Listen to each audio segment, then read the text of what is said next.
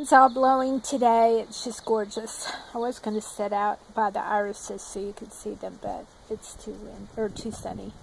So I decided to come up here on the porch.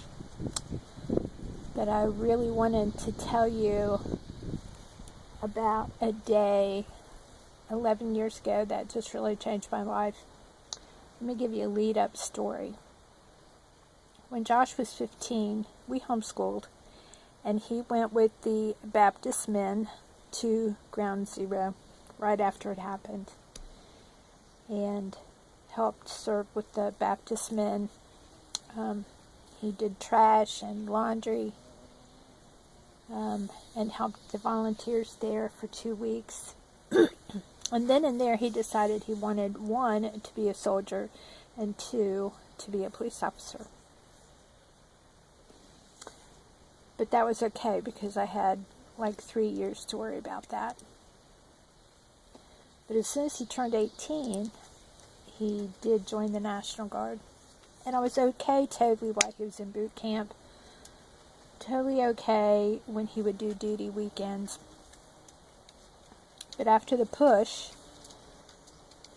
in 2007, he volunteered with a unit out of his big unit he was in. He was an MP. And signed up to deploy. And I cried. Now, some of you are saying, well, but your faith, where was your faith? I have total faith in God. And I prayed. And sometimes when you pray and your prayers are answered, it's not like you necessarily want it when you're a human being. It's what's best for you. And I will openly admit that sometimes I pitch hissy fits with God because I'm totally aware who's in control, but I just don't like what he's doing.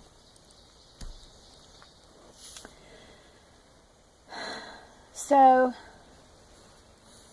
I cried every day that Josh was in Iraq. And I'm going to bypass some of the other stories. But on March 24th, we were at a basketball tournament for my youngest son, and I woke up in the middle of the night, and I said, something is wrong with Josh's unit. Something has happened. And I usually listen to the BBC because they got the first news out before we did here in the States, and didn't hear anything. And finally Josh called that day when they had restrictions lifted, which there's a process, but anyhow, 3 of his buddies who had volunteered for a mission in Taji, he was in Sadr City, had volunteered for a mission in Saudi, and they had been hit by a deep buried IED. They were all killed.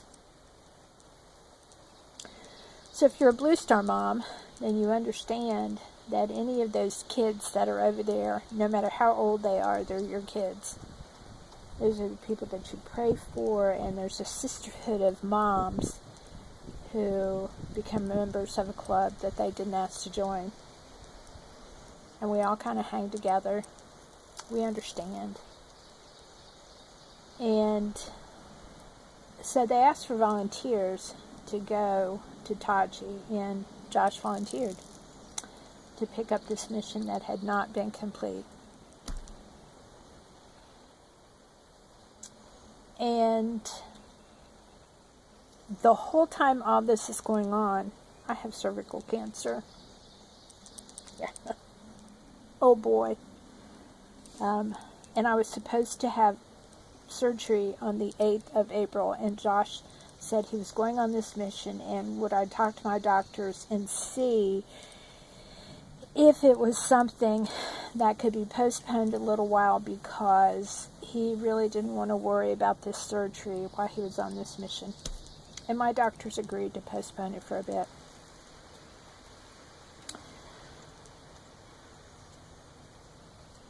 So the day that I was supposed to have surgery but canceled, and Josh left to go to Taji, an RPG came and went into the foxhole, whatever they call them over there, the shelter that they all go to. And the shelters in Taji were built into the ground, but they were built like a funnel. So it's wider at the top, and then one person can go in, one person can go in, and then they put like a real heavy plate up against there.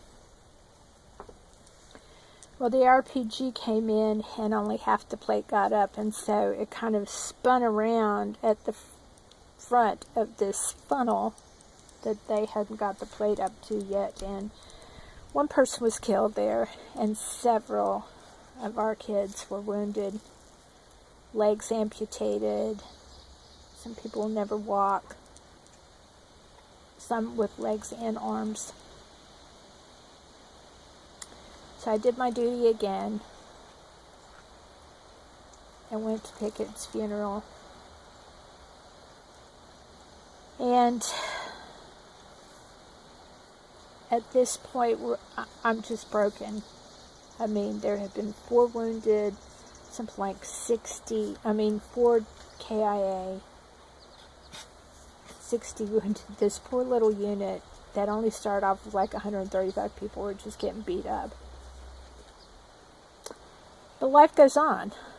I mean, you know, I had to keep going to doctor visits, and I had a high schooler who needed me, and Chris was working a real hard job at that time. He was a project manager for a really large company, and he was stressed, and so all these things, I had to keep going. So I was at the grocery store, and the telephone rang. My cell phone rang, and it was the D.O.D. And at first, I kind of let out a little scream, and people in the grocery store stopped, and I was told that my son had been in an IED attack, that he was wounded, that he was talking, but they couldn't give me any specifics. And so I just handed my credit card or my debit card to the bag boy. He took care of my groceries, brought them out to my car while I'm sobbing. The D.O.D. is not allowed to say a lot, but he said there were 3 of them. 1 got a telephone call, or 2 got telephone calls, and 1 didn't. That's all he said. 1 didn't, which meant that they got a knock on the door. And so I came home, and after a while the telephone rang again, and it was Joshua. And he said Lance didn't make it. Apparently they were at a Muslim military police.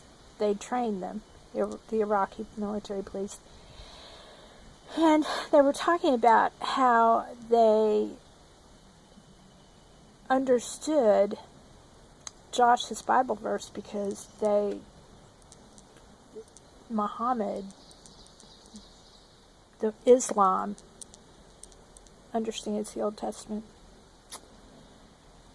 And they were each telling their favorite Bible verse and what these things meant to them.